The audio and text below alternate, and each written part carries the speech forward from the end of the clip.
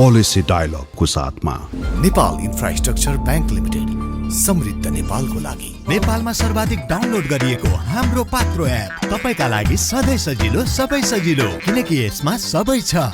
www.nepalwatch.com।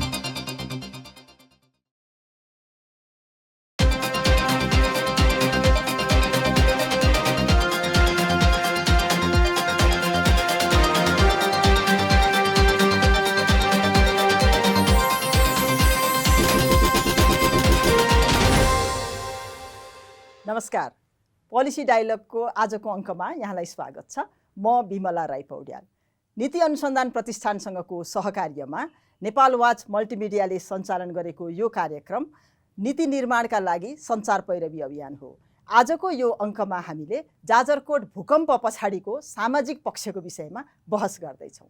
आजको बहसमा हामीले निम्ताएका छौँ डाक्टर रेणुराज भण्डारी, जो महिला अधिकार कर्मीको रूपमा चिर परिचित हुनुहुन्छ।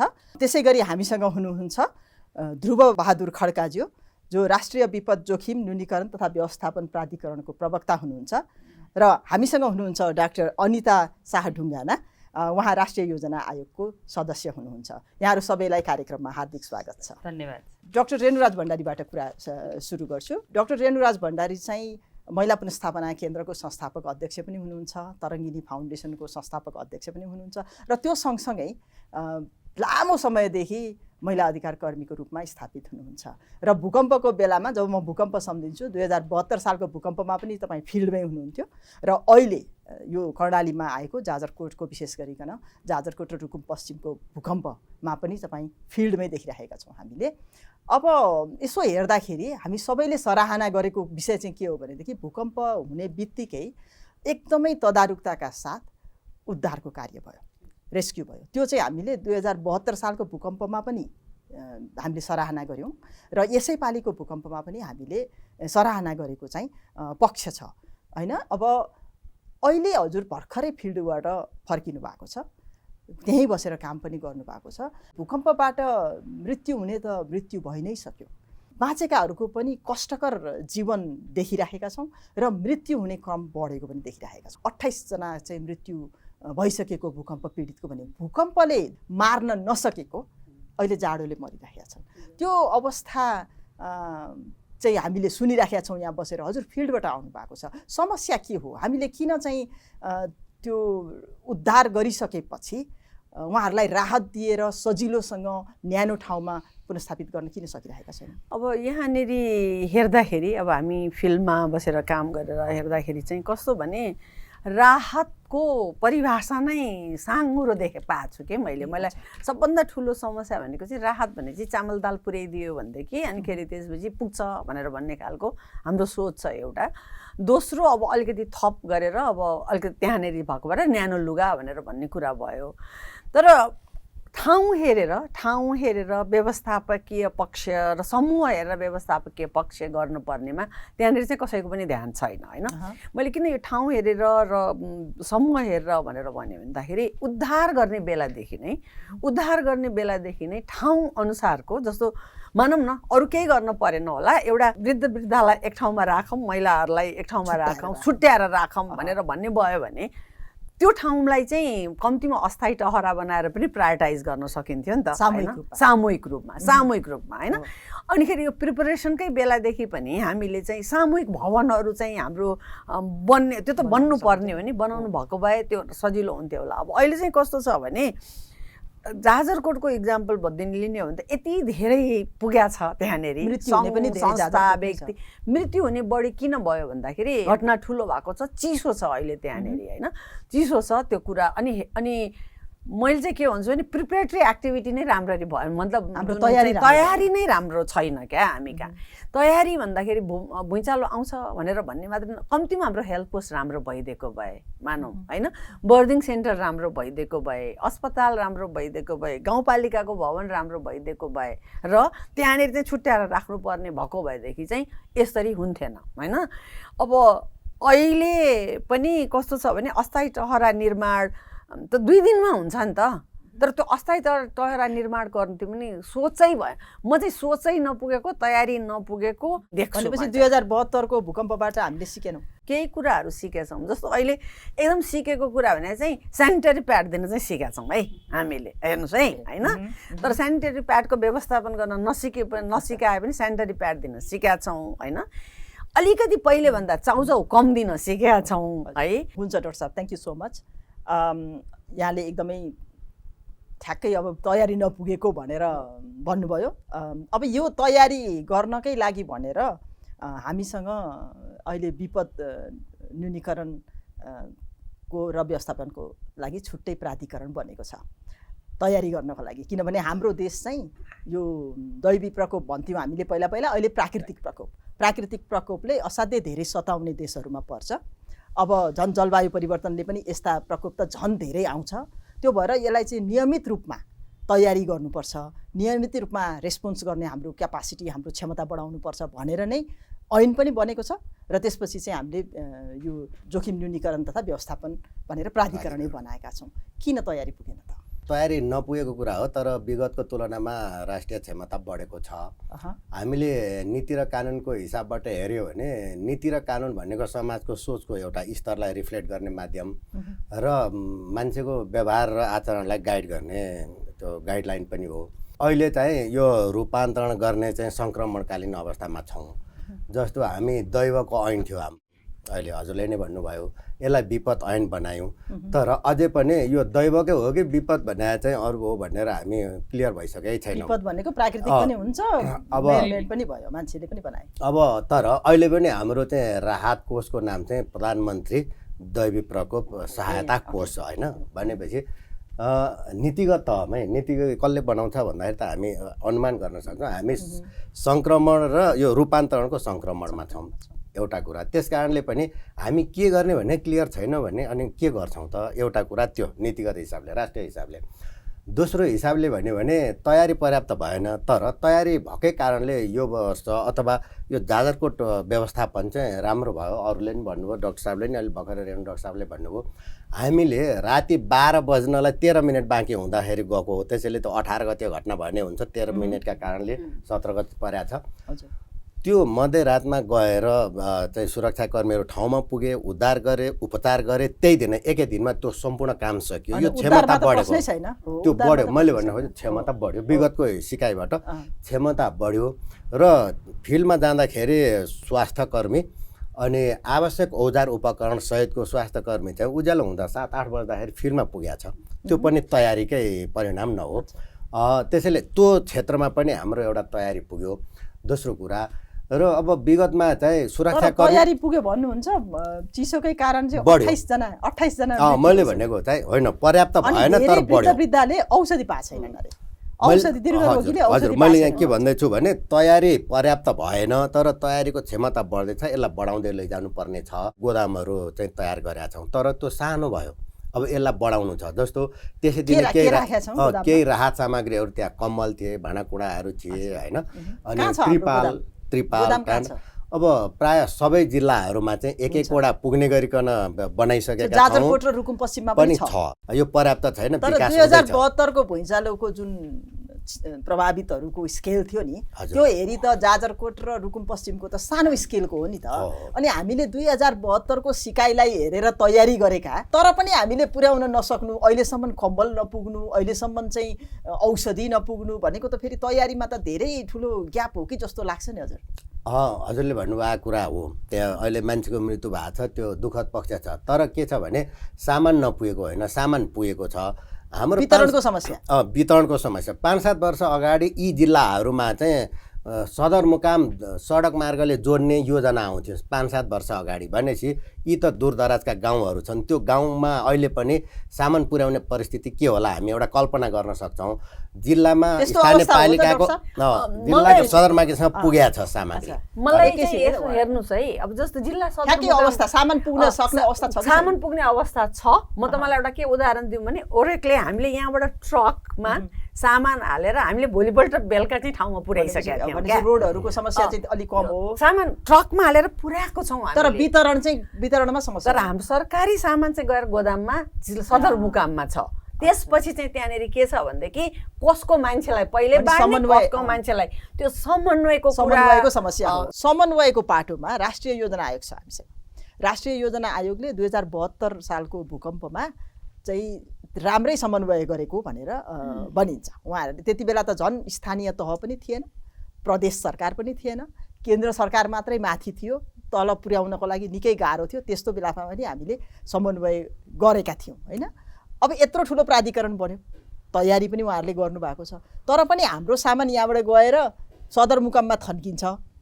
यो तहहरू, यो सरकार बिचको समन्वय चाहिँ तहहरू बिचको समन्वयको समस्या हो कि राजनीतिक दलहरूको अलिकति लुछाचुडीको समस्या हो कि राष्ट्रिय योजना आयोगको भूमिका कहाँनिर देख्नुहुन्छ, के गर्दैछौँ? भर्खरै हामीले यता वस्तुस्थिति पनि छलफल गऱ्यौँ र अहिले हामीले किन प्रिपेयर्डनेस गर्न सकेनौँ भन्ने पनि छलफल भयो। यो सानो सानो भूकम्प 72 साल नभएको अहिले जुन भर्खरै सुदूरपश्चिममा गयो, कर्णालीमा गयो, अहिले हामी जाजरकोटको छलफल गरिरहेको छौँ, रुकुम पश्चिम र जाजरकोटको।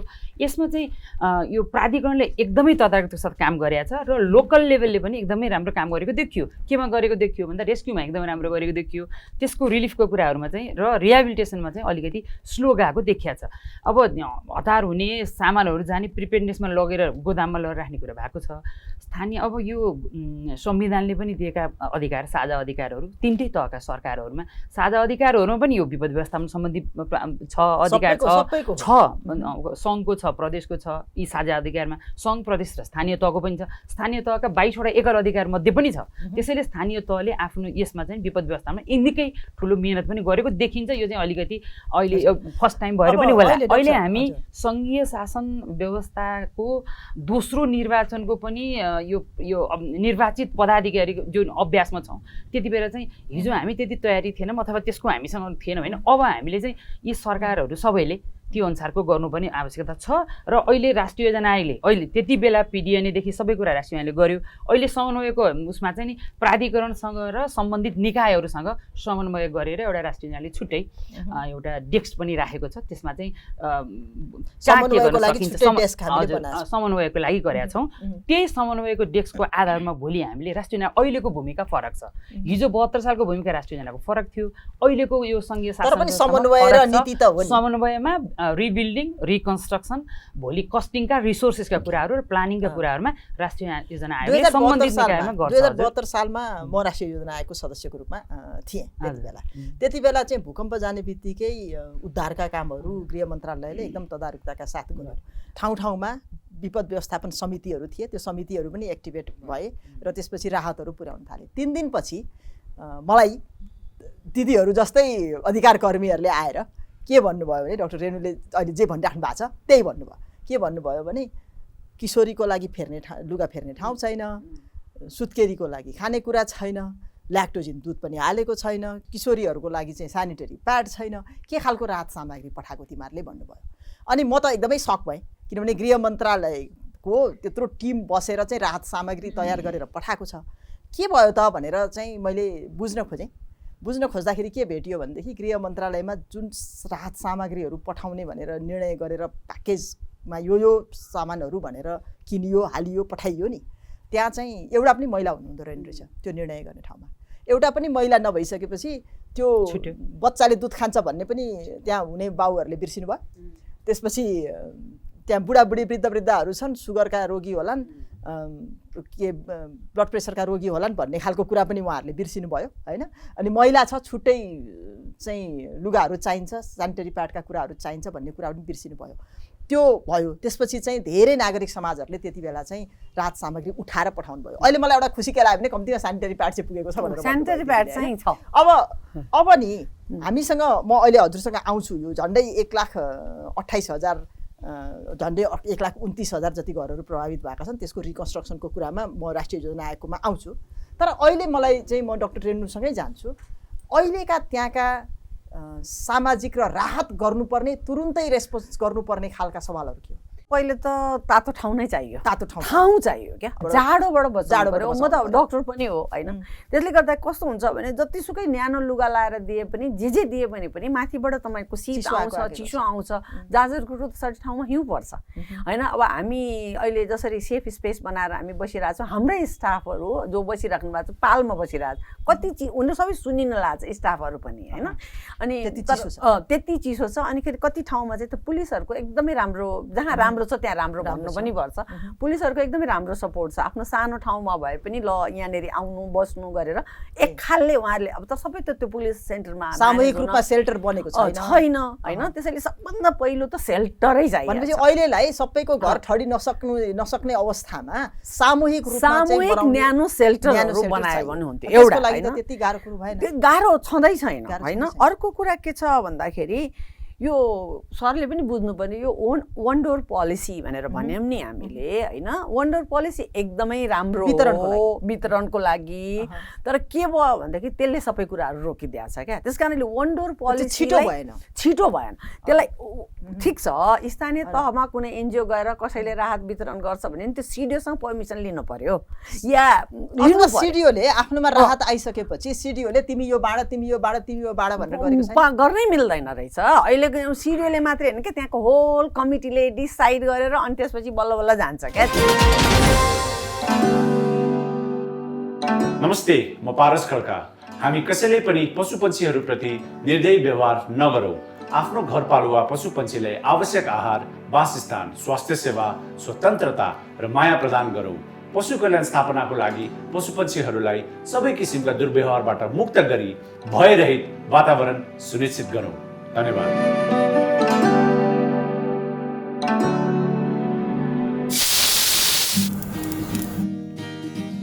नयाँ सोचको साथ नयाँ तरिकाले नयाँ युगमा अघि बढी समयको गतिसँगै बदल्नु छ जीवनको शैली हो। मौका अवसरलाई छोप्न सके घट्दैन खुसी कसै गरी। कृषि विकास बैंकमा अनलाइन खाता खोल्नुहोस्। इन्टरनेट ब्याङ्किङ, मेरो सेयर, डिम्याट अकाउन्ट, CRM र भिजा डेबिट कार्ड जस्ता आकर्षक 5 सुविधाहरूको एकै ठाउँबाट लाभ लिनुहोस्। सुविधाको लागि कृषि विकास बैंकको वेबसाइट www.adbl.gov.np मा लगइन गर्नुहोस्। नेपाल इन्फ्रास्ट्रक्चर बैंक लिमिटेड, समृद्ध नेपालको लागि। नेपालमा सर्वाधिक डाउनलोड गरिएको हाम्रो पात्रो एप तपाईका लागि सधैँ सजिलो, सबै सजिलो, किनकि यसमा सबै छ। अहिलेको सिडिओले मात्रै होइन क्या, त्यहाँको होल कमिटीले डिसाइड गरेर अनि त्यसपछि बल्ल बल्ल जान्छ क्या। लामो प्रोसेस गर्नुपर्छ र हजुर। मलाई अलिकति समय दिनु, म व्यावहारिक पक्ष यथार्थता र नीतिको अलिकति कुरा गर्छु। डाक्टर साहबले अघि सुरुमा राख्नुभयो 72को अनुभव, त्यो अनुभवका आधारमा हामीले नीतिगत सुधार गरेका छौँ। जस्तो प्याकिङ गर्ने ठाउँमा चाहिँ को भयो को भएन के पुगेन कुरा अनुभवमा राख्नुभयो। अब त्यो भइसकेपछि अब सरकारले अहिले के गर्यो भने आलु पोको पार्ने, नुन पोको पार्ने, चामल पोको पार्ने गर्दा डायबिटिजको मान्छेलाई चामल लगायतका कुरा यही हो अनुभव भन्नुभयो। अहिले सरकारले के नीति ल्याएको छ भने क्यासमा दिन्छ सहयोग। क्यासमा 5 जना परिवार भन्दा संख्या कम छ भने 15,000, बढी छ भने 20,000। अब एकछिन म त्यही त व्यावहारिक यथार्थ र यसलाई भन्दैछु। क्यासमा दिन्छ, क्यासमा दिइसकेपछि त सेयरले किन्ने हो कि चामल किन्ने हो कि पिठो किन्ने हो कि औषधि किन्ने हो कि के आवश्यकता छ, यो सुधार हो विगतको तुलनामा। र अहिले क्यास पाइसकेका छन् त भूकम्प पीडितले? त्यो त पाइसक्यो, किनभने त्यो पैसा प्रत्येक जिल्लामा कम्तीमा 20 लाख, पहाडी जिल्लामा पैसा सधैँ हुन्छ यस कार्यका लागि। त्यो चाहिँ उसले निवेदन दियो, स्थानीयको वडा अध्यक्षले चाहिँ त्यसलाई सिफारिस गर्यो भने त्यो पायो। त्यहाँ अरू केही गर्नै पर्दैन, पैसा सिडिओको उसमै छ। त्यो 20 लाखमा नघट्ने गरी सधैँ पैसा त्यहाँ हुन्छ। खानको लागि उसले किन्न पाउने भयो, पैसा माग्नु पनि पर्दैन केन्द्रमा। एउटा यो नीतिगत कुरा गरेको मैले, सधैँ 20 लाख रुपियाँ हुन्छ। त्यो 20 लाख घटेर 18 भयो भने त्यसै दिन भोलिपल्ट त्यो 20 भइहाल्छ। यो एउटा नीतिगत हिसाबबाट गरिएको सुधार। अब व्यवहारको पक्षको कुरा गर्छु म। व्यवहारमा चाहिँ उहाँले भन्नुभयो नि जस्तो उहाँले भन्नुभयो सामूहिक सेल्टर बनाउन पनि हामीलाई किन गाह्रो? अब उहाँले भनेको कुराबाट अलिकति म अगाडि आउँछु। यो राष्ट्रिय क्षमताको कुरा आउँछ। राष्ट्रिय क्षमता भनेको 3टा तहको सरकारको मात्रै क्षमता होइन, त्यो निजी क्षेत्रको पनि क्षमताको कुरा हो। अरू सङ्घ संस्थाको पनि क्षमता नै सामूहिक क्षमता नै राष्ट्रिय क्षमता हो। क्यास दिएको छ सरकारले, तर त्यो बजारले सुलभ रूपमा यो सामग्री उपलब्ध गराएको छ कि छैन त, त्यहाँ पाउँछ कि पाउँदैन, त्यो अर्को पक्ष रह्यो। यसका लागि अब अहिले हामीले यसलाई सुलभ गरौँ आदि इत्यादि गरौँ भनेर व्यवहारमा केन्द्रमा चाहिँ FNCCI, CNI, chamber of commerce समेतसँग यहाँ केन्द्रमा बसेर आफ्नो जिल्लामा यो कुरालाई सहजीकरण गरिदिनुहोस्, पुर्याइदिनुहोस्, के त्यहाँको नृत्य तपाईँलाई थाहा छ भनेर हामीले यो समन्वय गरिसकेका छौँ।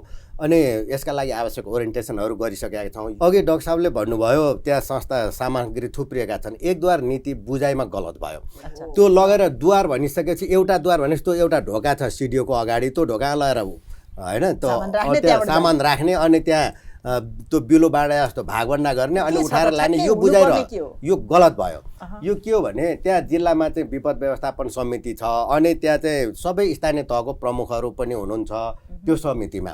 अनि अहिलेसम्म कति सामान गयो, स्थानीय तहको पनि त क्षमता छ नि त, उहाँहरूले कहाँ कहाँ बाँड्नु भयो, जिल्लामा भएको अघि भने सामग्री छ त्यहाँ थोरै छ तर छ, त्यो सामग्रीहरू कहाँ कहाँ बाँड्नु भयो, अब कहाँ कहाँ पुगेन त्यहाँ सूची छ। अब एकछिनलाई डाक्टर साहबले ओरेकबाट केही बाँड्ने हुनुभयो भने उहाँले चाहिँ एउटा सूची मसँग यो सामग्री छ, म यति सामग्री उपलब्ध गराउँछु त्यहाँ, यो कहाँ लैजाउँ भनेर यहीँ काठमाडौँबाट एउटा मेलबाट पठाइदिने हो जिल्लामा। अनि त्यहाँको त्यो समितिले चाहिँ अब आउने सामग्री कहाँ पठाउने भन्ने त्यहाँ उहाँहरूको बनाइरहेको हुन्छ। अब फलानु वडा फलानु पालिकाको फलानु वडामा यो सामग्री, त्यो भइसकेपछि प्रमुख जिल्ला अधिकारीले तपाईँको यो सामग्री फलानु स्थानीय तहको फलानु वडामा लगिदिनुहोस् भनेर उहाँले भन्नुहुन्छ। त्यो त अनलाइनबाटै आउँछ। अब यहीँ काठमाडौँबाट सोझै त्यही वडामा पुर्याइदियो, उहाँले स्वयं बाँड्न चाहनुहुन्छ भने पाउनुहुन्छ। एक द्वार भनेपछि व्यवस्थापना केन्द्रले कुनै चिज बाँड्न पर्यो भने उहाँ स्वयं लगेर बाँड्न पाउनुहुन्छ। तर यसरी त्यो ठाउँमा तोकेको ठाउँमा लाने, त्यसपछि दोहोरो पर्दैन होइन, त्यो डम्प हुने स्थिति आउँदैन। उहाँ आफ्नै हातले पनि बाँड्न पाउनुहुन्छ, वडाध्यक्ष अगाडि राख्नुहुन्छ प्रतिनिधि अनि बाँड्नुहुन्छ। यो खोजेको तर हाम्रो अभ्यास नभएको कारणले हामी अल्मल्यौँ अनि लगेर त्यहाँ डम्प भएको छ, त्यही कारणले चाहिँ स्थानीयमा नपुगेको हो। यो कुरा हामीले क्लियर गर्दै गइसकेपछि अहिले जाँदैछ। हामी अघि भने नि हामी रूपान्तरणको सङ्क्रमणमा छौँ, यो पनि चाहिँ हाम्रोमा भ्रम भयो, यो अहिले क्रमैसँग चिर्दै लगाएका छौँ हामीले, यो चाहिँ जाँदैछ। यसमा एकदमै एकदमै एकदमै सरले भने जस्तो अब हामीले के गर्यौँ भन्दाखेरि जे भन्छ मैले त्यसै सिडिओसँग कुरा गरेर वडा अध्यक्षसँग कुरा गरेर यहाँबाट डाइरेक्ट सामान लगेर अनिखेरि वडा अध्यक्षको रोभरमा बाँड्यौँ। वन डोर भने चाहिँ त्यो गर्ने नै त्यही हो, गर्ने चाहिँ त्यही हो होइन। तर सूचना प्रणाली चाहिँ राम्रो आफू खुसी जाने होइन, कहाँ आवश्यक छ हुन दिएको छैनन् कि हुन दिएको छ। हामीले नै पनि किन हुन दिएको छ? हामीले पोलिटिकल प्रेसर छ एउटा, यहाँ लैजानुस् भन्ने पनि पोलिटिकल प्रेसर छ। हामीले नै पनि गाली कति खायौँ भने यो ओरेकले यो गर्यो, तर म त रेजिस्टेन्स पावर बढी छ नि त, मैले तिम्रो गाली गर्दै गरेर म कम्युनिटीमा काम गर्छु भनेर गरेको भएर हजुरहरूले यहाँबाट सामान लैजाँदाखेरि यो सामान चाहिँ यो वडामा लानु डाइरेक्ट यहीँबाट ट्रकमा त्यहाँ होइन यहाँ गर भनेर भन्ने प्रेसर आउँछ होइन। हामीले यहाँनिर सिडिओको भूमिका के हुन्छ? त्यही त सिडिओमा गइसकेपछि आवश्यकता जहाँ हो त्यहाँ लाने भनेर उहाँले दिनुहुन्छ होइन। अप्ठ्यारो यस्तो छ होइन, यो त मैले भने नि राष्ट्रिय क्षमता भनेको सिडिओको क्षमता पनि राष्ट्रिय क्षमताभित्र पर्छ, त्यो हाम्रो कहाँ छ भनेर हो। सङ्घ संस्थाहरूलाई पनि त सिडिओले चाहिँ ल एकछिनलाई भनौँ वडा नम्बर 5 मा लानुहोस् भने त्यहाँ मेरो कार्यक्रममै छैन, मेरा पहिलेदेखिका क्लाइन्ट यहाँ 3 नम्बर वडामा छन् भन्नुहुन्छ संस्थाहरूले, समस्या त्यहाँ पनि छ। उहाँहरू आफ्नो कार्यक्रम क्षेत्रभन्दा बाहिर जान चाहनुहुन्न, तर त्यहाँ त पर्याप्त भइसक्यो, 3टा संस्थाले काम गर्नुहुन्थ्यो अनि 3टै संस्थाले लगेपछि त्यहाँ पर्याप्त भयो। तर अब उहाँहरूले हो अब यहाँ चाहिँ त्यो सिडिओलाई अथवा सरकारलाई गाली गरेर मात्रै भएन, संस्थाले पनि त त्यो 5 को सट्टा 9 मा लगिदिनु पर्यो। 9 मा कुनै संस्था छैन, त्यहाँ सहयोग पुगेन भनेपछि सिडिओले 9 मा लानुहोस् भन्ने हो, सिडिओले भन्नुभयो तर त्यहाँ लगिएन। अब कन्फ्लिक्ट यो हो। तर हामी अभ्यासबाट यति क्षमता गेन गरिसक्यौँ, जस्तो व्यवहारमा भन्नुहुन्छ भने 72 मा घाइतेलाई हस्पिटलमा पुर्यायौँ हामीले, 7 दिनसम्म घाइते मध्येका यतिजनाको आज यो दुःखद खबर भनेर सुन्थ्यौँ हामीले। यो वर्ष दिनभरिमा उद्धार गऱ्यौँ, हस्पिटल काठमाडौँ नेपालगञ्ज सुर्खेत पुर्यायौँ। त्यस पछाडि ती घाइते त सबै रिकभर भएर घर फर्किनु भयो। मैले अब म राष्ट्रिय योजना आयोगतिर जान्छु मैले है। पहिलाको 72 सालको भूकम्पमा चाहिँ सबै समन्वय गर्ने, स्रोत जुटाउने अनि राहतको लागि पैसा डिस्बर्स गर्ने तथ्याङ्क अनि अनुगमन गर्ने पुग्यो कि पुगेन भनेर इभन राष्ट्रिय योजना आयोगले तथ्याङ्क लिन पनि प्राधिकरण त थिएन पहिला तथ्याङ्क लिन पनि राष्ट्रिय योजना आयोगले सबै मन्त्रालयका कर्मचारीहरू खटाउने र समन्वय गर्ने काम गरेको थियो। यसपालि राष्ट्रिय योजना आयोगको भूमिका त पुरै जिरो नै भएको हो। अहिले भूमिका अलिकति कम भएको छ त्यसमा राष्ट्रिय योजनाले भूमिका खोजिरहेको छ। किन खोजिरहेको छ भने त्यहाँ गएर सम्बन्धित अब सङ्घ संस्था अघि नै भने विद्यार्थी कुराहरू सबै गरेर त्यसको डेटा सबभन्दा पहिला त सिचुएसन एनालिसिस गरेर डेटा ल्याइदिनु पर्यो। ल्याइदिइसकेपछि त्यो वस्तुस्थिति के हो त साँच्चै कति चाहिएको भनेपछि डेटा हामीसँग तथ्याङ्क कार्यालय छ नि पठाएछौँ। त्यही त अनि त्यो आइसकेपछि त्यो आइपुग्नु पर्यो। त्यो अहिले आइपुगेको छैन। त्यो आइपुगिसकेपछि मात्रै सम्बन्धित निकायमा यसलाई समन्वय गरेर काम नगर्ने पछि मात्रै गर्ने हैन। अहिले राहतको काममा त राहतको कार्यक्रममा यदि माग आउँछ भने राष्ट्रिय योजनाले कहाँ पहल गर्नुपर्छ के गर्नुपर्छ जस्तो स्रोत छैन भने नि त नेपाल सरकारले स्रोत नम्बर सहजीकरण गरिदिनु पर्छ। म एकैछिन ल मैले हजुरलाई अलिकति म जोड्छु। मेरो एउटा प्रश्न मात्रै पहिला यो 50,000 दुई किस्तामा दिने भनेको किन स्रोत नम्बर हो? यसलाई दुईवटा कुरा छ। एउटा घर बन्ने सुनिश्चित पनि चाहियो, एउटा स्रोतलाई च्यानलाइज गर्नु पर्यो। बजेट त हाम्रो जेठमै आएको असार स्वीकृत भएको हामीले त अहिले ल्याउने अस्थायी घर बनाउने एउटा। अर्को टिन नै चाहिन्छ भनेर सरकारले कहीँ भनेको छैन। त्यहाँ चाहिँ पातले थाहे पनि हुन्छ, चित्रा हुन्छन्, हाम्रा चाहिँ खर हुन्छन् हैन। त्यो परम्परादेखि हामीले खरले नै थाहे आएको ठाउँ हो। दुईटा किस्तामा जाने भनेको चाहिँ स्रोतको अभावले होइन, स्रोतको कुरा पनि हो र घर बन्ने सुनिश्चित हुनु पर्यो नि। त्यहाँ चाहिँ मान्छेले लगिसकेपछि त्यो घर बनाएर त्यो प्राविधिकले नाप जाँचको कुरा केही छैन, घर बनाउन थाल्नु मात्रै पर्यो। 25,000 लाने जग खनिसकेपछि बनाउन थाल्यो भनेपछि भोलिपल्टै लान पाउनुहुन्छ। अब म हजुरसँग आउँछु। उहाँहरूले स्रोतको समस्या पनि हो, तर स्रोत चाहिँ हामीले 10 अरब माग गरेका छौँ। यहाँनिर मैले थपेँ अघि हजुरले भन्नुभएको तथ्याङ्क अनुसार हामीलाई घर बनाउनको लागि अस्थायी घर बनाउनै पनि परेको 10 अरब चाहिने भनेर अर्थ मन्त्रालयसँग माग गरेर हामीले प्रक्रिया अगाडि बढाएका छौँ। राष्ट्रिय योजना आयोगमा आएको छैन, तर जस माग आउँछ प्रक्रिया अगाडि गइसक्यो। गृह मन्त्रालय त्यसपछिको भूमिकामा प्राथमिकताका प्रोजेक्टहरू हाम्रा कार्यान्वयन नभएर 10%, 15% कार्य प्रगति गरेर बसेका छन्। पैसा त फ्रिज भएको छ। स्रोतको समस्या त हो जस्तो लाग्दैन नि। अहिले पनि समन्वयकै समस्या हो कि अनुगमनको समस्या हो कि जवाफदेहिताको कुरा हो कि राष्ट्रिय योजना आयोगले के गर्छ? सबै कुराको समस्या हो भन्ने लाग्यो मलाई। सबभन्दा ठुलो कुरा त हामीलाई अब यो सिस्टम र सबैले आफ्नो जिम्मेवारीलाई राम्रोसँग वहन गर्नुपर्छ भन्ने कुरा महत्त्वपूर्ण कुरा आयो। अहिले तत्कालीन म्यानेजमेन्टमा गर्नुपर्ने कुराहरूमा अब प्राधिकरण सिङ्गो प्राधिकरण पनि छ, सङ्घ संस्थाहरू छन्, निजी क्षेत्र छ, सरकार छ, लोकल सरकार सबै छ। अरू त्यसको लागि फर्दर बनाउने कुरामा र त्यो अघि भनेको जुन टिनको सोर्सका कुराहरू छन् त्यो रिसोर्सेसमा पनि कहाँनिर ग्याप छ त, कहाँबाट युटिलाइज गर्न सकिन्छ भन्ने राष्ट्रियले पक्कै पनि हेर्छ यसमा। र भोलिको कुरामा पनि प्लानिङको कुरामा मेरो एउटा अनुभव यहाँ है, अहिले हजुर बस्नु भएको ठाउँमा हिजो म बसेको भएर अनुभव चाहिँ अलिकति भन्न मन लाग्यो। 2072 सालमा चाहिँ हुँदाखेरि यसमा त अब यो सेल्टरको त एकदमै जरुरी कुरा आयो। यो तुरुन्तै अस्थायी टहराहरू बनाउने, पैसा पठाउने, जस्ता पाताले छाउने हो कि केले छाउने हो, छाउने र न्यानो ठाउँमा राख्ने। अहिले सबै इन्डिभिजुअली बनाउन सकिँदैन भने पनि सामूहिक रूपमा बनाउने भन्ने कुरा छ। तर सेल्टर मात्रै त कुरा होइन, त्यहाँ त स्कुलहरू त्यहाँका अस्पतालहरू भत्किएका छन् र त्यो भौतिक पूर्वाधार मात्रै होइन, मन पनि भत्किएको छ। कति मान्छेहरू चाहिँ परिवारका मान्छेहरू सदस्यहरू गुमेका छन्, मन भत्किएको छ। अब यो विशेष गरिकन सामाजिक क्षेत्र हेर्ने हामीसँग राम्रो मन्त्रालय छ, महिला बालबालिका तथा ज्येष्ठ नागरिक मन्त्रालय।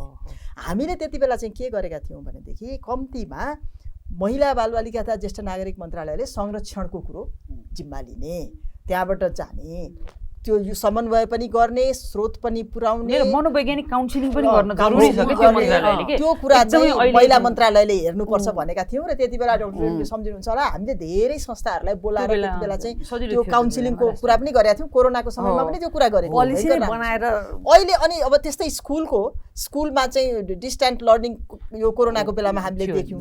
त्योभन्दा अगाडि भूकम्पको बेलामा पनि हामीले चाहिँ बच्चाहरूलाई ठाउँ ठाउँमा राख्ने, भुलाउने, लर्निङ सेन्टरहरू डराएका छन्, उनीहरूलाई लर्निङ सेन्टरहरू बनाउने, भुलाउने, त्यसमा चाहिँ शिक्षा मन्त्रालयको भूमिका हुन्थ्यो होला। अनि अब घुम्ती टोलीहरूमा चाहिँ स्वास्थ्य मन्त्रालयको भूमिका हुन्थ्यो होला।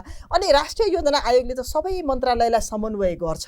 अनि सबै मन्त्रालयहरूलाई तिम्रो मन्त्रालयले यो विपदमा यो काम गर भनेर योजना चाहिँ मन्त्रालयसँग बसेर बनाउने, तिम्रो मन्त्रालयले यो विपदको समयमा यो काम गर्नुपर्छ भनेर योजना बनाउने र स्रोतसहित उनीहरूलाई पठाउने काम हामीले त्यति बेला गरेका थियौँ। अहिले के होइन, अहिले चाहिँ त्यस्तो अब के भइरहेछ भने यो ठुलो 72 सालको जस्तो ठुलो भूकम्प पनि नभएको हुनाले तर लोकल लेभल त त्यहाँ पनि होइन भने लोकल लेभलले नम्बरमा कमले त्यसले म्यानेज गर्न सक्यो। अघि त रेस्क्युको कुराहरूमा चाहिँ एकदम राम्रो म्यानेज गर्न सक्यो। भर्खरै हामीले रिलिफ र रिहेबिलिटेसनमा अलिकति ढिलो भयो प्रोसेस भनिरहेछौँ, सुरुवात गर्दैछौँ। यसमा चाहिँ यो निकायगत समन्वय गर्नको लागि चाहिँ राष्ट्रिय योजना एकदम तत्पर छ होइन। अब त्यो हामी बिस्तारै क्षेत्रगत मन्त्रालयहरूलाई परिचालन गरेका छौँ कि छैनौँ हामीले? अब महिला मन्त्रालयले अहिले सुत्केरी भित्ति मरिरहेछन्, महिला मन्त्रालयले के गरिराखेको छ त? म अलिकति केही हजुर राख्नु मन लाग्यो है। तपाईँ दुईजनाले नै भन्दा नि मलाई कस्तो भने सुदूरपश्चिमको पनि झल्झली आइरहेछ क्या। हामी सुदूरपश्चिममा पनि काम गरेको करिब 6 महिना हुन आँटिसक्यो। बहाजुरामा, डोटीमा होइन भने चाहिँ अहिलेसम्म त्यहाँनिर चाहिँ रिलिफ र रिहेबिलिटेसनको काम चाहिँ भएको छैन क्या होइन। त्यहाँ यति स्लो छ, यति अप्ठ्यारो ठाउँमा बसेका छन् होइन। हाम्रो टिम छ, हामी सेफ हाउस बनाएर बनाएका छौँ र हामीले गर्ने भनेको चाहिँ के हो भने मनोविमर्शको कुरा किन मेन्टल हेल्थको इस्यु त मानसिक स्वास्थ्यको असाध्यै ठुलो मुद्दा छ होइन। एकजना बालिकाले भनेको शब्द भन्छु क्या म त्यो रुकुममा एउटा काउन्सिलरले सोध्यो क्या, तपाईँले के डरलाग्दो सपना देख्नु भएको छ भन्दा निद्रा लागे पो सपना देख्नु भनेर भने क्या। यति त्यो आँसु आउने खालको स्थिति भयो क्या डरले। अनि त्यो मानसिक रूपमा जब मान्छे स्ट्रेसमा एकदमै हाई हुन्छ भने उसलाई निद्रा लाग्दैन होइन। त्यसैले अब सुदूरपश्चिम यहाँ त लु भयो अहिले तुरुन्तै भयो भन्ने कुरा भयो के सर? सुदूरपश्चिममा त करिब 6 महिना हुन आँटिसक्यो, त्यहाँ पनि हिउँ परिरहेछ होइन। हामी त UNFPAसँग त्यहाँ काम गरेर भएर अब डिसेम्बरमा हामीले त्यो ह्यान्डओभर गर्नुपर्ने छ हो। हामीलाई गाउँपालिकाको अध्यक्षहरूले के भन्नुभएको छ भने तिमीहरू जान पाउँदैन भनेर भनिरहनु भएको छ। एउटा गाउँपालिकाले राख्छ त्यहाँ होइन भनिरहेको छ। अब स्रोत छैन गाउँपालिकासँग, मैले त्यो कुरा गाउँपालिकासँग स्रोत छैन, चाहना छ। एउटा कुरा त मान्नै पर्छ, अहिले यो विपद व्यवस्थापनमा कसैले राम्रो रोल प्ले गरेछ भने स्थानीय सरकारले, स्थानीय पुलिसले र सिडिओहरू पनि राम्रो हुनुहुन्छ है ठाउँमा। मैले रुकुम म धेरै जसो चाहिँ काम रुकुम वेस्टमा गरिरहेको भएर एकदमै राम्ररी व्यवस्थापन भएको छ। व्यवस्थापन भन्दा नि कोअर्डिनेसन चाहिँ राम्रो भएको छ होइन। तर कुरा चाहिँ कस्तो हो भन्दाखेरि यहाँनिर हामी धेरै कुरो मात्रै गर्छौँ क्या। यो हुनुपर्ने भनेर काठमाडौँमा कुरा गर्दा त्यहाँ त मान्छेलाई आज पर्यो भोलि चाहियो के। मेरो आज सुत्केरी भयो, भुइँचालो आछ सुत्केरी नहो भनेर हुन्छ र? सुत्केरी त हुन्छ नि त। त्यो सुत्केरी हुने बित्तिकै त उसलाई तेल पनि चाहियो होला, उसलाई आगो पनि चाहियो होला, उसलाई न्यानो पनि चाहियो होला, न्यानो लुगा पनि चाहियो होला होइन, खाना चाहियो होला होइन। त्यो कसले हेर्ने? हामीसँग प्रोटेक्सन क्लस्टर के भयो? प्रोटेक्सन क्लस्टरको सबैभन्दा तुरुन्तै हुने निकाय, समन्वय गर्ने निकाय भनेको महिला बालबालिका मन्त्रालय। स्थानीयमा त छँदै छैन नि त महिला बालबालिका कार्यालय, जिल्लामा त छँदै छैन त। अनि सबभन्दा पहिले हाम्रो सरकारले के गर्यो संहिता भने महिला बालबालिकालाई निकाल्यो क्या त्यहाँनिर। अनि कसले चाहिँ त्यो कुरा बुझिदिने, कसले समन्वय गर्ने, कसले लिएर जाने? सबै स्थानीय तहमा राख्ने भन्यो, स्थानीय तहमा त्यो संरचना बनिसक्यो। अनि हामी कहाँ त संरचनागत अप्ठ्यारो छ। अर्को कुरा नि डाक्टर बिमला अध्यक्ष साहबहरू सर सबैलाई भनेको जस्तो कि हामी सेरेल्याक ल्याक्टोजिन भन्छौँ क्या, 1 दिनलाई 2 दिनलाई होला। हाम्रो त्यहीँनिर ल मैले भन्नु यो पालिकामा घर भत्केको भए पनि त्यो पालिकामा घर भत्केको छैन क्या। त्यहाँनिरको महिलाहरूले गरेर त्यहाँनिर सर्वोत्तम पिठो किन बनाउनु सक्दैन? महिलालाई आयमूलकको कार्यक्रम पनि हुन्छ, पौष्टिक पनि हुन्छ, इमिडिएट पनि आउँछ होइन। तर त्यो कुरा त्यो प्लानिङ गर्ने चाहिँ कसले स्थानीय ठाउँमा होइन? त्यो मिसिङ भएको कारणले अहिले हाम्रो रिसोर्स पनि धेरै खर्च भएको छ है। कोअर्डिनेसन पनि राम्रो हुन सकेको छैन। मान्छेले चाहने मान्छेले चाहिँ एप्रोप्रिएट चिज पनि चाहिएको छैन। हामी कहाँ चाहिँ यो संयोजन व्यवस्थापन योजना तीनटै कुराको समस्या छ। मेरो भनाइ चाहिँ के भने यो विपद व्यवस्थापनमा चाहिँ महिलाको नेतृत्व चाहिँ जरुरी हुँदो रहेछ भन्नमा आएको क्या म। विपद व्यवस्थापनमा चाहिँ महिलाको नेतृत्व, त्यसैले त्यो संवेदनशीलता चाहियो। त्यसैले हामीले प्रोटेक्सन क्लस्टरको कुरा गर्छौँ। प्रोटेक्सन क्लस्टर पनि अहिले चाहिँ कस्तो भएको छ भनेदेखि अहिले चाहिँ खाली मिटिङ गर्ने भएको छ भन्छु क्या। म चाहिँ प्रोटेक्सन क्लस्टरको तालिम पनि गरेर हिँड्ने मान्छे भएर होइन। त्यसैले महिलाको नेतृत्व कसरी इस्टाब्लिस गर्ने सरले चाहिँ एकदमै राम्रो। के भन्नु? यसमा मैले अलिकति थोरै थपेँ अनि हाम्रो प्राधिकरण सरले भन्नुहुन्छ होला यो स्थानीय तहको योजना शाखा हुन्छ नि त्यो योजना शाखा हामीले अहिले महिला विकास अधिकृत राख्नुपर्छ भन्ने कुरामा नि धेरै इस्युले चाहिँ जोड आइरहेछ। अब यो सायद हुन्छ होला होइन। त्यति बेला हामीले संसदमा उभिएर यो नकाट्नुस् भनेर मन्त्रीज्यूलाई ढोगेकै हो, धेरैचोटि ढोगेको हो। तर उहाँहरूले सङ्घीयताको मर्म नै त्यो काटेर स्थानीय तहमा राख्ने नै सबभन्दा ठुलो मर्म देख्नु अनि त्यो जोगाउनु भयो के लाग्छ भने त्यो सेक्सनको लिड गर्ने अथवा केहीमा महिला अधिकृत त्यहाँ राखेर भए पनि ती इस्युहरूलाई हेर्ने, व्यवस्थापन गर्ने, विपदको पनि व्यवस्थापन गर्ने, अरू कुरा पनि छन् नि महिलाका सारा एकदमै सोसल सबै त्यो डाइमेन्सनहरूलाई पनि एड्रेस गर्ने गरी त्यही गर्यो भने चाहिँ उसको त्यो हुन्छ एक्सनमा जाने हो भने हजुरको कुरालाई मैले त्यो गरेँ। अर्को कुरा के छ भने अर्को घर त नभत्किएको अथवा अर्को घरमा त सेफै हुनुहुन्छ होला, त्यहाँकोले जसले सशक्त हुनुहुन्छ जो सक्छ उहाँहरूको लागि पनि एक किसिमको त्यही पनि यो नागरिक समाजले पनि त्यहाँ रोल प्ले गर्नुपर्छ, गभर्मेन्टले मात्रै होइन। त्यो राष्ट्र त्यो लेभलकै आर्थिक अवस्था बढाउनु उकास्न पनि त काम गर्यो, महिलाहरूले पनि त काम पाए, लोकल प्रोडक्सन पनि त त्यो खपत भयो। नमस्ते, म पारस खड्का। हामी कसैले पनि पशुपन्छीहरूप्रति निर्दयी व्यवहार नगरौँ। आफ्नो घरपालुवा पशुपन्छीलाई आवश्यक आहार, वासस्थान, स्वास्थ्य सेवा, स्वतन्त्रता र माया प्रदान गरौँ। पशु कल्याण स्थापनाको लागि पशुपन्छीहरूलाई सबै किसिमका दुर्व्यवहारबाट मुक्त गरी भयरहित वातावरण सुनिश्चित गरौँ। धन्यवाद।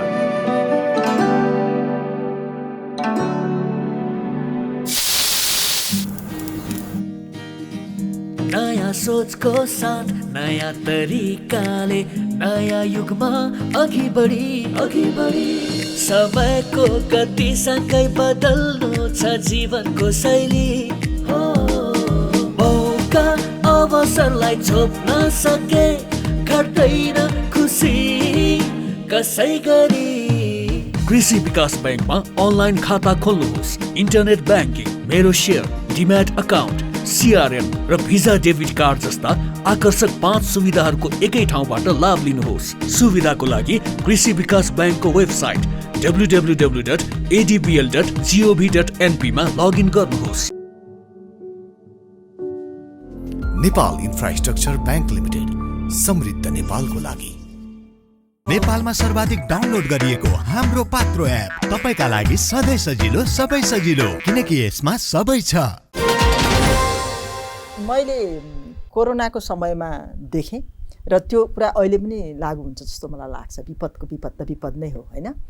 कस्तो देखियो भने नि संविधानमा हामीले प्रष्ट रूपमा 32वटा मौलिक हक भनेर राख्यौँ, त्यसमा खान पाउने अधिकार पनि राख्यौँ। विपदको बेलामा आफूले पकाएर खान सक्दैनन्, कम्युनिटी किचन सुरु भएको कुरा उहाँले भन्नुभयो। कोरोना कालमा के देखियो भनेदेखि भोका नागरिकहरू मन्दिरमा गएर बसेका, अनि ओरेक जस्तो संस्था अथवा चाहिँ कुनै भजन मण्डलीले ट्रकमा चाहिँ सामान हालेर खानेकुरा पकाएर लिएर जाने र मन्दिरमा लगेर बाँड्ने भनेपछि आपत पर्यो भने जनताले, भोको नागरिकले चाहिँ राज्यसँग यो मेरो अधिकार हो भनेर माग्ने र चाहिँ स्थानीय तहमा जाने अथवा सिडिओ अफिसमा जाने होइन, उनीहरू मन्दिरमा गएर बस्ने र मन्दिरमा चाहिँ राहतको रूपमा बाँड्ने। किन भन्दा त्यहाँ गएर हेर्दाखेरि मेरो वडा कार्यालय सुनसान थियो, मेरो वडा कार्यालयमा कोही भोको पेट मान्छे गएको पनि छैन, त्यहाँ कसैले खाना पकाएको पनि छैन, बाँडेको पनि छैन। यस्तो किन हुन्छ?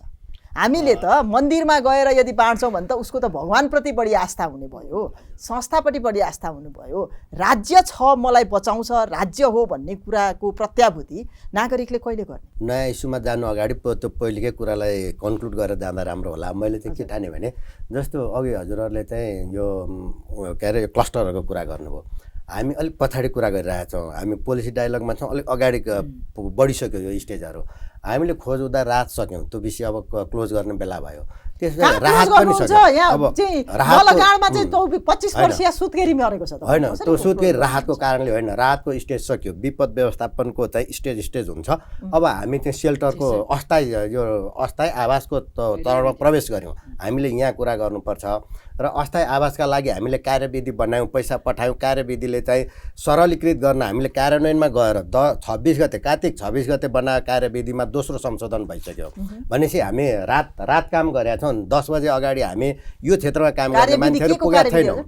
यो अस्थायी आवास निर्माण गर्ने कार्यविधि कार्तिक 26 गते बनायौँ हामीले। आजसम्म नीति थिएन, हामी नीति संवादमा छौँ। किन ढिलो भइरहेछ आदि इत्यादि कुरा हामी व्यवहारमा गयौँ। त अब अहिलेसम्मको हाम्रो जुन कोष छ, राष्ट्रिय कोष छ, प्रधानमन्त्री कार्यको उसमा कोष छ, अनि स्थानीय गाउँपालिकामा पनि कोष छ। त्यो कोष किन प्रयोग भएको छैन? नीतिका कुराहरू हामी त्यहाँ गरेनौँ। अनि अब प्राधिकरण बनेको त धेरै भयो, नीति किन 3 वर्ष भयो, ऐन आयो, नियमावली आयो, तर दैवी प्रकोप छ त अहिले पनि राहतको चाहिँ त होइन। अघि मैले सुरुमा पनि भने, हजुरहरूले पनि उठाउनु भएको थियो। र अब चाहिँ यो नीतिहरू चाहिँ बनाउँदै जानुपर्ने। अब अस्थायी आवास निर्माण गर्ने नीति थिएन नि होइन। भूकम्प गयो 16 गते 17 गते, अनि हामीले चाहिँ 26 गते चाहिँ नीति बनाइसक्यौँ। अस्थायी आवास निर्माण गर्ने कार्यविधि ल्यायौँ। त्यो 10 गतेसम्म आइपुग्दा 72 सालको भुइँचालोमा पनि अस्थायी टहरा निर्माण गर्ने एउटा नीति बन्यो। अनि त्यसपछि त्यो भुइँचालोमा अस्थायी टहरा निर्माण भए। अब अहिले फेरि अर्को भुइँचालो जान्छ, अर्को नीति बनाउनु पर्ने। अनि नीति नबनुन्जेल त्यो अस्थायी टहरा बनाउनु पर्खिनु पर्ने। फेरि बाढी गइसकेपछि अर्को नीति बनाउनु पर्ने। यस्तो किन हुन्छ? हो, त्यो संसदले बनाएको सनसेट ल थियो। 72 को भूकम्प पछाडि जुन ऐन बनायो 5 वर्षको लागि मात्रै भनेर बनाएको थियो। 5 वर्ष पुगेपछि त्यो प्राधिकरणको र त्यो ऐनमा चाहिँ 1 वर्ष संसदले म्याद थप्यो र त्यो म्याद सकिएपछि ऐन गयो। ऐन गएपछि त्यसका सम्पूर्ण संरचना, विधि, कार्यविधि, मापदण्ड सबै त्यो सँगै गए। र त्यसको चाहिँ अब हुन्छ नि त्यो रेन्ज, भोल्युम होइन, स्कोप त्यो फरक थियो र अहिलेको यो फरक छ। त्यसैले त्यो सबै गयो। 3 वर्ष भयो यो प्राधिकरण बनेको। त्यस पछाडि यसले धेरै कुरा गर्दै आउँदै पनि अब जस्तो मनसुन जन्य विपदको, आगलागीजन्य विपदको कुराहरू थियो। एकीकृत कार्यविधि चाहिन्छ, भूकम्प जाँदै थियो भनेर हामीले चाहिँ कार्यविधि बनाएर त्यो अगाडि बढाएको थियो। त्यो स्वीकृत भइसकेको थिएन, त्यसको प्रक्रिया छन्। तर अब अस्ति 18 गते भनौँ न, कार्तिक 18 गते भूकम्प गयो। 26 गते हामीले यो नीति नै थिएन, अस्थायी आवास निर्माण गर्ने कार्यविधि बनायौँ, कार्यान्वयनमा लग्यौँ। त्यो अनुभवका आधारमा यो अस्ति 10 गते 20औं कार्य समितिको बैठक बस्दा दोस्रो संशोधन गऱ्यौँ। र अहिले भनेका जति छलफल गरिएका समस्याहरू आए ती बिचमा हामीले सुन्यौँ। हामीले चाहिँ भर्चुअल माध्यमबाट स्थानीय तहका जनप्रतिनिधिहरू, त्यहाँ सङ्घ संस्थामा काम गरिरहेका फिल्डमा भर्चुअल्ली हामी फिल्डमा उभिएका मान्छेसँग चाहिँ त्यहाँ अन्तर्क्रियाहरू गऱ्यौँ। अनि सङ्घ संस्थाहरूलाई यहीँ बोलाएर गऱ्यौँ र दोस्रो संशोधन गरिसक्यौँ र अहिले अगाडि बढिरहेको छ। अब हिजो 2 दिनमा 22 करोड प्लस रकम निकासा भयो। 12,000 लाभग्राही कायम भयो हिजो र अस्तिमा मात्रै। त्यसमध्ये 9,000 करिबले 8,897 भन्दा बढीले हिजो मात्रै रकम क्यास पाइसक्नु भयो।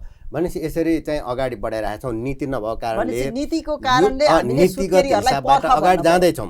अब नीतिहरूलाई त्यो पर्ख भन्ने भन्दा पनि क्षमता बढाउने कुरा रह्यो। हामीले क्लस्टरको कुरा गर्दैथ्यौँ, मैले कन्क्लुड गर्दै जाउँ भन्दाखेरि अब हामीले चाहिँ शिक्षा अनि स्वास्थ्यका यी कुराहरू छन्। पठन पाठन अवरुद्ध भइरहेको छ। अब सुत्केरीलाई बर्थिङ सेन्टर छैन, मुख्यतः बर्थिङ सेन्टर छैन, सुत्केरी मरिरहेछन्। यो कुराको लागि हामीले केन्द्रमै पनि यो 2टा क्लस्टरको संयुक्त बैठक बोलाएर समन्वय गरिसक्यौँ। कहाँ कति आवश्यकता छ। स्वास्थ्य संस्थाहरू अब 8वटा बनायौँ भने, बर्थिङ सेन्टर बनायौँ भने यो रोक्न सक्छौँ भन्ने हामीले गरिसक्यौँ यो छोटै अवधिमा। र त्यसको लागि चाहिँ नीतिमै छैन फेरि समस्या। त्यसैले हामीले त्यो होइन दैवी प्रकोप उद्धार, त्यो दैवी प्रकोप राहत कोष भनेर जुन छ नि, त्यसले राहतमा बाहेक यो बर्थिङ सेन्टर बनाउन बाटो दिँदैन। अहिले पाइँदैन, राहत बाँड्न पाइन्छ तर दिँदैन त। अनि त्यो त दैवको लागि बनाएको कानुनले त कहाँ यो दिँदैन, त्यो रोकेको छ। राहत बाँड्न पाइन्छ, आलु, तरकारी, चिनी बाँड्न पाइन्छ, तर बर्थिङ सेन्टर बनाउने कानुन छैन। त्यस कारणले यसको ड्राफ्ट हिजो मात्रै बनाएर हामीले चाहिँ हिजो राति 9 बजे यो चाहिँ सम्बन्धित ठाउँमा पुर्याएका छौँ। अब के अरे यसरी यो नीतिगत हिसाबबाट धेरै कुरा गर्न बाँकी छ। सुझाउन त हजुर कहाँ के गर्न पाइन्छ, के गर्न पाइँदैन, एकैचोटि क्रियाकारी। तपाईहरु यति धेरै एक्सपर्ट हुनुहुन्छ प्राधिकरणमा, अनि प्राधिकरणमा अब हिजो अस्थायी टहरा बनाउन दिएन रे, आज अब त्यो बर्थिङ सेन्टर बनाउन मिल्दैन रे राहतले। मैले त राहतै हो भन्छु त्यो पनि, किनभने भूकम्प गएको छ, राहत पछिको नयाँ घर बनाउने त राहत हैन र भन्या। अब फेरि भोलि के बाँड्न मिल्दैन होला, पर्सि के दिन मिल्दैन होला, एकीकृत होइन, बनाउनु हामीलाई अहिलेसम्म व्यवहारबाट एकैचोटि आएका गरौँ न। कुराहरू जस्तो विद्यालय त्यहाँ पनि त पढाइ सुरु गर्नु पर्यो नि। यी अस्थायी बस्ने ठाउँ त चाहियो नि। फेरि सिटमा अब यो चाहिँ प्राधिकरणले आफै गर्ने हो कि मन्त्रालयहरूलाई परिचालन गर्ने? होइन, यो नीति बनाउनको लागि चाहिँ समन्वय गर्ने। अब जस्तो प्रधानमन्त्री दैवी प्रकोप भनेर राहत कोष छ, त्यो चाहिँ प्रधानमन्त्री कार्यालयबाट हुनु पर्यो, तर हामीले समन्वय गरिदिनु पर्यो नि। त्यो क्षमता त्यो अनुभव त हामीले लिँदै आएका छौँ नि त। अनि यस्तै गरिकन अब शिक्षाको कुरा, स्वास्थ्यको कुरा गर्नु पर्ने त क्लस्टरहरूबाट हो, तर समन्वय हामीले गरिदिनु पर्यो। हामीले समन्वय गरेका छौँ। हाम्रो जिम्मेवारी जे हो त्यो चाहिँ हामीले बैठक बोलायौँ, 8वटा बर्थिङ सेन्टर अथवा हेल्थ पोस्टहरू अहिले बनायौँ भने यो रोक्न सक्छौँ। यति कुरा थाहा पायौँ। त्यसका लागि त्यसलाई अब पटके खालको नीति नबनाऊ। अहिलेलाई चाहिँ हजुरहरू त्यो अगाडि बढाएका छौँ। मैले यति मात्र राख्न चाहेको। भूकम्प गयो भने अथवा बाढी गयो भने अथवा आगलागी भयो भने विभिन्न प्रकारका कुनै कमन खालका रेस्पोन्स होला, कुनै फरक रेस्पोन्स हुन सक्छ। अब यो भूकम्प जाँदाखेरि चाहिँ यो कुराहरू चाहिन्छ, त्यसको लागि यो नीति हो भनेर ठ्याक्कै एउटै ठाउँमा एउटै नीतिमा चाहिँ अस्थायी टहरा बनाउने यसरी। अनि टाढो चाहिन्छ त हामीलाई थाहा छ नि त, होइन र? अनि अब स्कुल भत्केको हुन्छ, शिक्षाले यो गर्नु पर्यो, अनि स्वास्थ्यले यो गर्नु पर्यो, एउटै डकुमेन्टमा टक्कै एक रात बसेर बनाउने हजुर। त्यसै गरी हामीले अगाडि बढाएका छौँ। एकीकृत कार्यविधि भनेर बनाएका छौँ, जहाँ चाहिँ कतिपय कुरा मैले भने हजुरलाई, कुनै विपद यस्तो हुन्छ विदिन सेकेन्ड म्यानेज गर्नुपर्छ। आगलागी भयो, आगलागी फुसको थानो छ, अथवा चाहिँ हाम्रो ग्यास लिक भएर करेन्ट लिक भएर आगो लाग्यो, त्यो सिंहदरबारमा खबर आइपुग्दा त्यहाँ ध्वस्त भइसक्छ। त्यसैले विपद व्यवस्थापनमा अब संविधानमा हेऱ्यो भने पनि संयुक्त अधिकारको सूचीमा पनि व्यवस्थापन भनेको छ, एकलमा पनि व्यवस्थापन भनेको छ। व्यवस्थापन भनेको चाहिँ अगाडिको जोखिम न्यूनीकरण, ड्युरिङको चाहिँ व्यवस्थापन र आफ्टरको पुनर्निर्माण र यो पुनर्लाभ पनि चाहिँ पर्छ। र यो स्थानीय तहमै दिएको हुनाले त्यो सही काम भएको छ। यसका लागि चाहिँ स्थानीय तहको क्षमता बढाउनु पर्छ। सिंहदरबारलाई क्षमता बढाएर हुँदैन। एउटा कुरा त्यहाँनिर ध्यान दिउँ भन्ने मेरो अनुरोध यो अहिलेको सन्दर्भमा। र यो एकीकृत कार्यविधि चाहिँ चाहिन्छ भनेर हामीले यो प्रक्रिया अगाडि बढाएका थियौँ। क्षमता बढाउन के गर्दैछौँ त हामीले? ठ्याक्कै हामीले एलइओसीहरूलाई क्षमता बढाउने गरिकन, एलइओसी नै थिएन, स्थापना गरेका छौँ। त्यहाँ चाहिँ आवश्यक स्थानीय आपतकालीन कार्य सञ्चालन केन्द्र। विपद आयो होइन, त्यहाँ चाहिँ सूचना लिनु पर्यो। रेस्पोन्स सेन्टर जस्तो भयो। हो हजुर, हो। तुरुन्तै एक्सनमा जाने, कसले के गर्ने। अब एकछिनलाई आग लागि भयो, फलाना ठाउँमा आगो झिल्का देखियो भन्ने खबर चाहिँ त्यहाँ आउँछ पहिले, स्थानीय तहमा भयो। त्यसले कसलाई भन्नुपर्ने? पुलिसलाई, सिडिओलाई, आफ्नो नगर प्रमुखलाई, उसले होइन, त्यो त सुरु गरिसक्यौँ। स्थानीय तहमा यो आपतकालीन केन्द्र बनायौँ, त्यहाँ चाहिने जनशक्तिहरू राख्न थाल्यौँ। मान्छे राख्यो, तिनलाई तालिम चाहियो, धेरैमा दिउँ। अब अझै बाँकी छ, धेरैलाई तालिम दिन बाँकी छ। त्यति भएर पुगेर नि अब त्यहाँ कतिपय कुरो त सिंहदरबारलाई भन्नु पर्यो होला, प्रदेशलाई भन्नु पर्यो होला। उपकरण चाहियो नि, अहिलेको आधुनिक सञ्चार उपकरण, तीमध्ये केहीलाई दिँदैछौँ, केही चाहिँ बाँकी छ। यो सुरुवात गरेका छौँ। यो चाहिँ स्थानीय चाहिँ तहलाई विपद व्यवस्थापनको क्षमता वृद्धिका लागि काम सुरु भएको छ। धेरैवटा यस्ता तयार भएका छन्, कम्युनिकेट गर्न मात्रै बाँकी थियो। यो विपद आएर कम्युनिकेट गर्न भएका छन्। हामीले भोलिन्टियरहरू व्यवस्थापन गर्ने अनलाइनबाट। अब जाजरकोटमा भूकम्प गयो, जाजरकोटमा कहाँ भोलिन्टियर छन् थाहै छैन, संस्थाहरू को काम गर्नुहुन्छ थाहा छैन, तर त्यो संस्था को हुनुहुन्छ भनेर हेर्ने एमडिएसए भन्ने पोर्टल बनाएको छौँ, वेब बेस छ होइन। त्यो के अरे तयारी ठुलो गर्दै हुनुहुन्छ, तर स्थानीय तहमा मान्छेले कम्युनिकेट गर्न मान्छे मर्दैछ, कम्युनिकेट गर्न 3 वर्ष भयो प्राधिकरण बनेको। 3 वर्षको बिचमा यति गरेका छौँ। अब यहाँहरूको सहयोग भने र यसलाई कम्युनिकेट मात्रै गरियो, सञ्चार गरियो र सम्बन्धित ठाउँमा बुझाउन सकियो भने धेरै काम हुन्छ। अब यो अहिलेको प्रायोरिटी अब के हुनुपर्छ जस्तो लाग्यो भने उहाँहरूले भन्दै गर्दाखेरि जुन यो एकीकृत विपद व्यवस्थापन कार्यविधि भन्छ नि, यसको क्याटेगोराइज गर्नुपर्छ जस्तो लाग्यो। जति बेला पनि हुनसक्छ, सेकेन्डमा हुनसक्छ, रेस्पोन्स गर्नुपर्ने कुराहरू, यो सबै कुराहरूमा चाहिँ त्यसलाई डिटेल कार्यविधि बनाउनलाई अलिकति हाम्रो ग्याप अबकोलाई अहिले भन्दा पनि के गर्नुपर्छ भन्दा त्यो गरेर। अब जस्तो यहाँ कुरा भइरहेछ, बनिरहेछ, यहाँ सुत्केरी मरिरहेछ, त्यहाँ के भइरहेछ भनेको छ, यसमा ग्याप देखियो कि यो ग्यापलाई कसरी नीतिमा।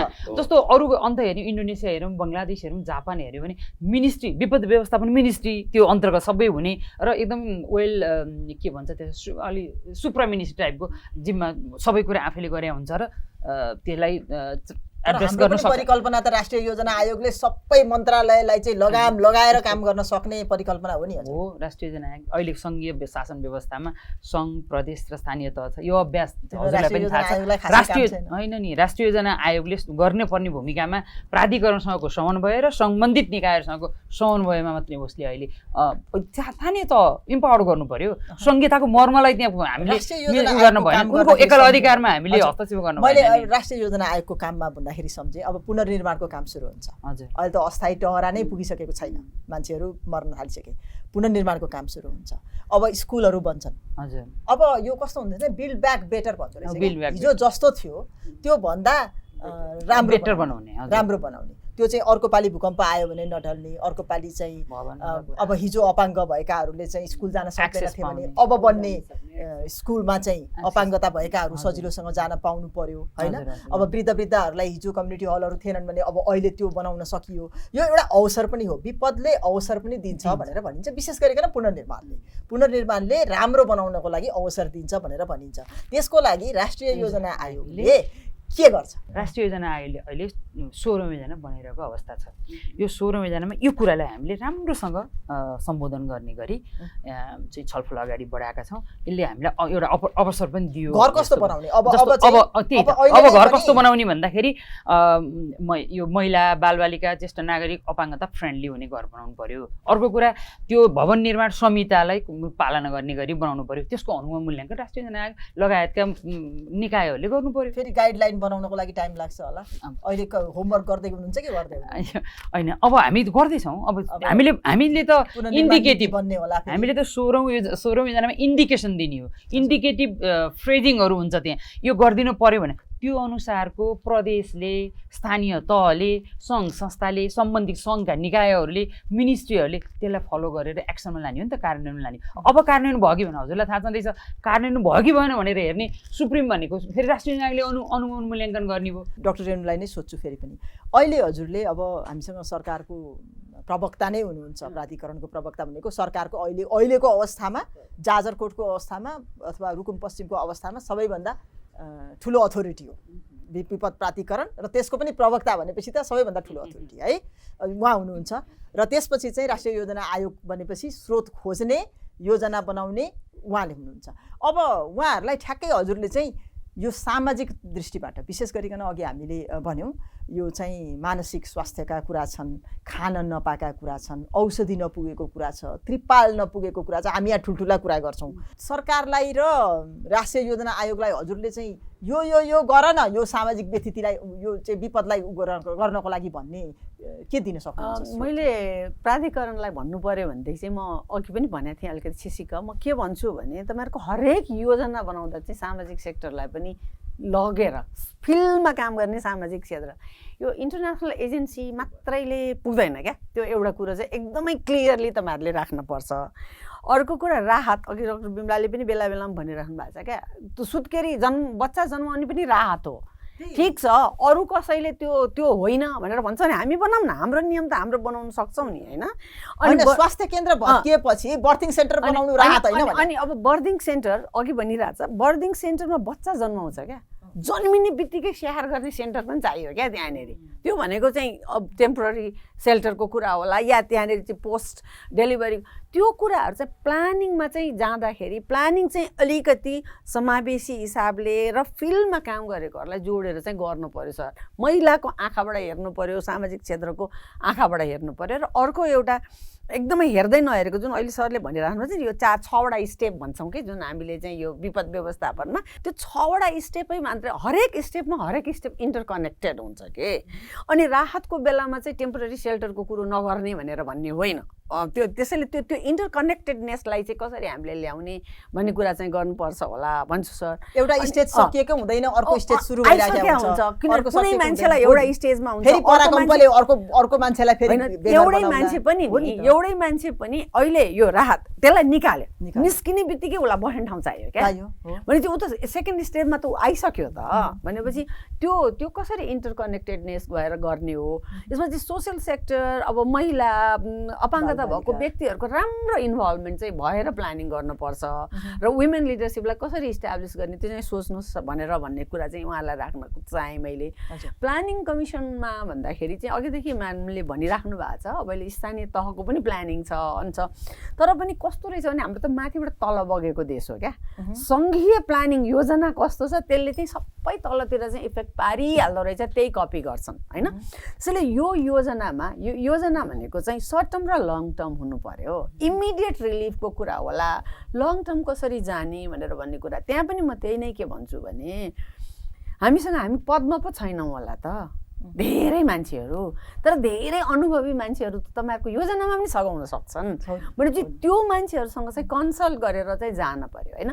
नभएदेखि अहिले आज हामीले कुरा गर्छौँ त्यस्तो दिन आउन नपरोस्। रुकुम, जाजरकोट र सुदूरपश्चिमकै कुरा पनि हामी यहीँनेरि बसेर मानसिक स्वास्थ्य आत्महत्या बढ्यो, पाठेघर खस्ने समस्या बढ्यो भनेर हामीले फेरि अर्को योजना बनाउन नपरोस्।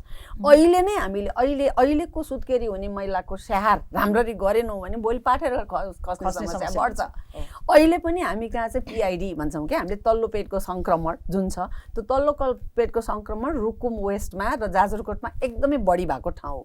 अब अहिले हामीले व्यवस्थापन गरेनौँ भने त्यो अझ बढ्छ होइन। त्यसैले यो कुराहरू खालि अघिदेखि के कुरा आइरहेछ भने नि बालबालिकाहरूलाई पनि टेम्पोरेरी लर्निङ सेन्टर त चाहियो सर, तर आमा स्वस्थ भएन भनेदेखि त्यो टेम्पोरेरी लर्निङ सेन्टरले नि काम गर्दैन के होइन। त्यसैले यहाँ त फेरि के छ भने एउटा हातले टेम्पोरेरी लर्निङ सेन्टर बनाउँदै जान्छ, युनिसेफ जान्छ, जेन्डर बेस्ड भाइलेन्समा काम गर्ने भनेर युएनएफपी जान्छ, युएनओमा जान्छ, सबैलाई कोअर्डिनेट गरेर एक ठाउँबाट लगिदिनुहोस् न। त्यो चाहिँ एकद्वार हुन पर्यो भन्ने हो मेरो अनुरोध। इन्कर्पोरेट गर्नलाई जस्तो उहाँको सल्लाह, यो कन्सल्टेसन चाहिँ हामीले सबै लेभलमा गरेको हुनाले केही कन्सल्टेसन अझै पनि नपुग भयो भने हामी अब डाक्टर रेणुराज भण्डारी लगायतका सँग पनि हामीले त्यो सेक्टरमा एउटा विपदकै कुराहरूमा पनि प्र्याक्टिकल अनुभवको आधारमा हामीले फेरि पनि कन्सल्टेसन गरौँला। एउटा कुरा अलिकति मिस भएको मलाई कहाँ लाग्छ भनेदेखि नि यति बेला चाहिँ सबै डोनरहरूको मुख्य प्राथमिकता भनेको भूकम्प प्रभावित क्षेत्र भएको छ। अनि मेरो अनुभव कस्तो छ भनेदेखि कुनै ठाउँमा चाहिँ टेन्ट गाड्यो, राम्रोसँग कर्मचारीहरू राख्यो, बस्यो स्रोतहरूको, तर त्यो समुदायको एउटा खालको माग हुन्छ, डोनरको सप्लाई अर्कोमा हुन्छ। विशेष गरिकन म सिन्धुपाल्चोकको भूकम्पको सानो उदाहरण दिन्छु यहाँलाई। भूकम्प प्रभावित क्षेत्रमा हेर्न गएको, पानी नभएर त्यो भूकम्पको कारणले पानीको स्रोत तल गएछ, पानी नभएर गाउँ हाहाकार छ, त्यो डोनरले चाहिँ तरकारीमा काम गर्दो रहेछ कि, अनि बिउ बाँडेछ के गएर बिउ र हजारी बाँडेछ, जबकि खाने पानी लिनको लागि त्यहाँको महिलाहरू डोको बोकेर 3 घन्टा हिँडेर तल गएर ल्याउँछन्। भनेपछि त्यहाँ जहाँ ठाउँमा पानी छैन त्यो ठाउँमा 3-4वटा डोनर मिलेर पानीको स्रोत लगिदिनु पर्ने अथवा स्रोतबाट चाहिँ पानी माथि उकालिदिनु पर्ने ठाउँमा हजारी र तरकारीको बिउ बाँडेछन्। समस्या त्यस्तो हुन्छ। त्यो भएर यसमा पनि त राष्ट्रिय योजना आएको त साह्रै ठुलो भूमिका हुन्छ नि, कुन डोनरले कहाँ के गर्ने भन्ने विषयमा पनि त गृह कार्य त चाहिन्छ होला। यो के छ भने यसमा पनि यो प्राथमिकतामा छ। अब यो स्थानीय तहले प्रदेशले अघि भने विपद पनि भ्यारिज गर्छ नि, फरक छ नि। फरक तरिकाको एकीकृत चाहिँ हामीले के भन्छ कार्यविधि बनाउने भन्ने कुरा गऱ्यौँ, फरक तरिकाको इन्टरभेन्सन पनि गराउनु पर्ने जरुरी छ। र फरक त्यो नीति बनाउँदाखेरि पनि यो immediate plan, short term, medium term र लङ टर्ममा गर्नुपर्ने हुन्छ। यसमा चाहिँ स्थानीय तहसँग डोनर एजेन्सीले पनि गएर त्यहाँको वास्तविक यथार्थ के छ भन्ने कुराको यसमा एउटा थपिहाले म्याडम, तर स्थानीय व्यवस्थापन डोनर लेड होइन क्या, समुदाय लेड बनाउनु पर्यो। अनि समुदायमै गर्छ नि स्थानीय तहले। अहिले डोनरले हामी जतिको संस्थालाई पनि डोनरले के भन्छ नि, यो गर्नु पर्यो, त्यो होइन अहिले आवश्यकता छैन भने यो हाम्रो लाइन आइटम यसैमा छ, यसैमा गर्न पर्यो, त्यो चाहिँ गर्न। अनि एकदमै धेरै महत्त्वपूर्ण छलफलमा यहाँहरूले महत्त्वपूर्ण समय दिनुभयो, यहाँहरूलाई एकदमै धेरै धन्यवाद छ। धन्यवाद, त्यो टिमलाई धन्यवाद छ हामी सबैको तर्फबाट। आजको हाम्रो यो भूकम्प पछाडिको विशेष गरिकन सामाजिक क्षेत्रको, सामाजिक पक्षको विषयमा भएको छलफल यति नै सकौँ। यहाँहरूलाई पनि धेरै धेरै धन्यवाद।